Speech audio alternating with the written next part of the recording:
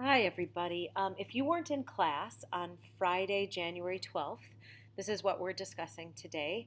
I am doing three things in class today. First, we're talking about major paper 3 ideas, and on Schoology, you'll see the first thing posted are possible documentary topics. And I went over each of these topics, well, not each of these topics, but a lot of these topics with the kids who were in class today, discussing like why I put them on the list and some of my ideas behind them.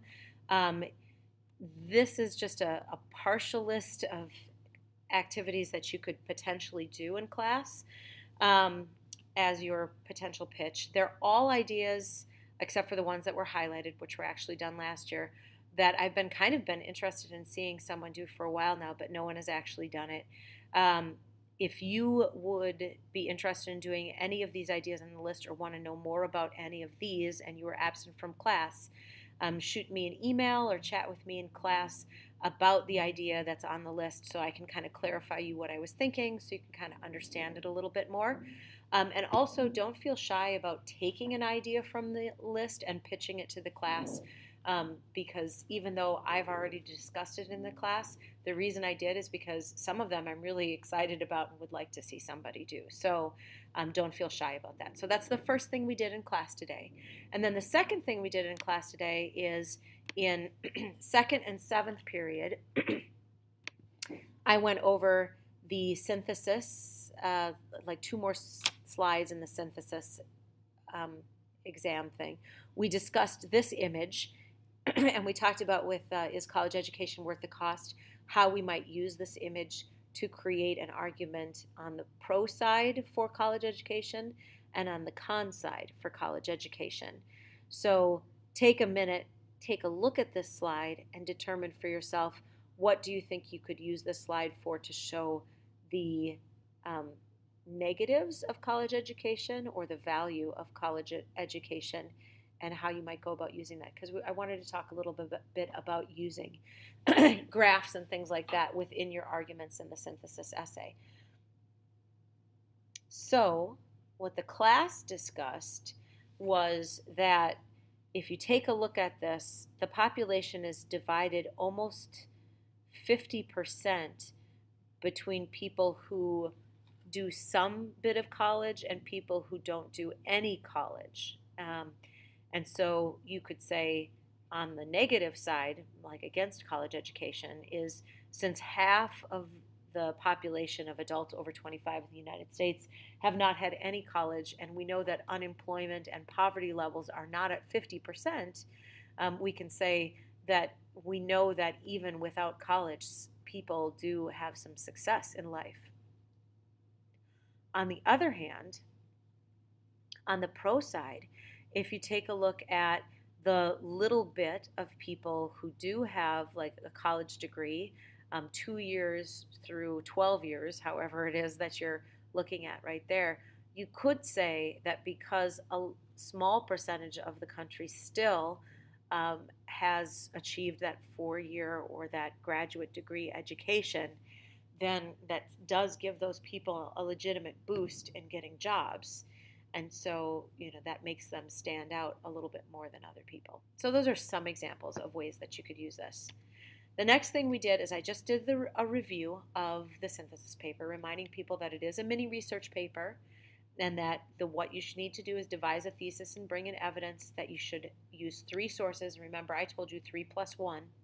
That you should also use your own information because it gives you a layer of depth in the synthesis essay. And then we went over examples of the national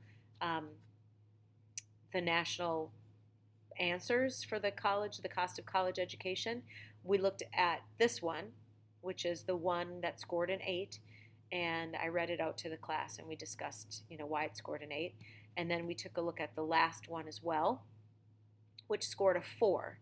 And then we talked about why it scored a 4. Most kids were really surprised that this one scored a 4. They actually thought it was more of a 2 or a 3. So that's what we did there. This PowerPoint will also be posted on Schoology so that you can access it as well as the national answers and take a look at it if you'd like to. It is not necessary in order to do that. The third thing that we did, and this is the important thing, is that we talked about the next group project. If you knew you were going to be absent today, I already gave you a packet about Socratic seminars, and this is that packet.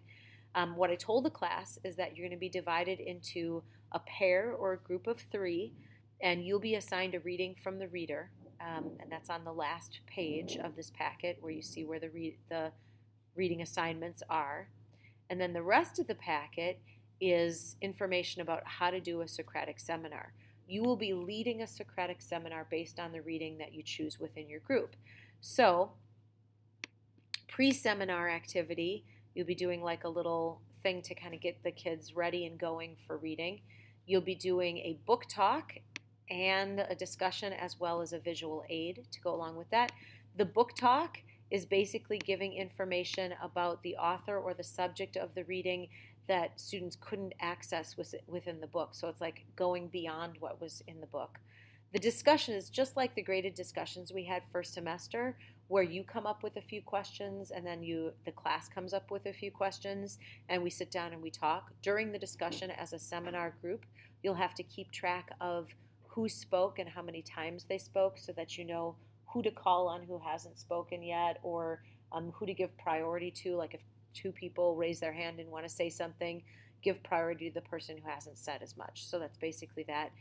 The visual aid is described a little bit further here, and I'll also give you an example of that. And then you have to do like a final wrap-up activity with that presentation. So the rest of this kind of describes that a little bit.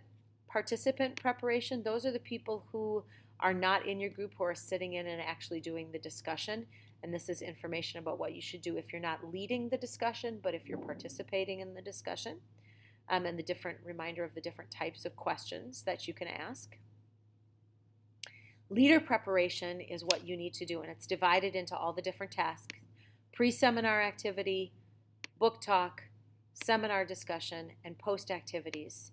On Monday, I will be giving you a sample Socratic seminar for resistance to civil government as a teacher-led discussion so that you can see what it is. And I'll basically be walking you through all of those discussions so that you can kind of see, like, well, this is like a bunch of ideas for a pre-activity. Here's how you might want to go about doing your media. Here's how you are going to run your discussion. Here's like some examples of a post-activity. And I'll talk to you a little bit about timings for that so you kind of see what it is. And then we'll start in with the discussion. So the date of the reading is right here when the reading will be assigned to the class members.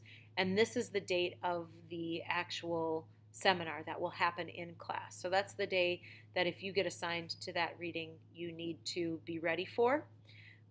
First and second period, by the time I'm recording this, have already chosen their readings and when they are presenting. Seventh period hasn't met yet, so I don't know when those people are presenting. But if you knew you were going to be out today, I told you in advance who was going to be your partner and who to contact about what reading you ended up being assigned to.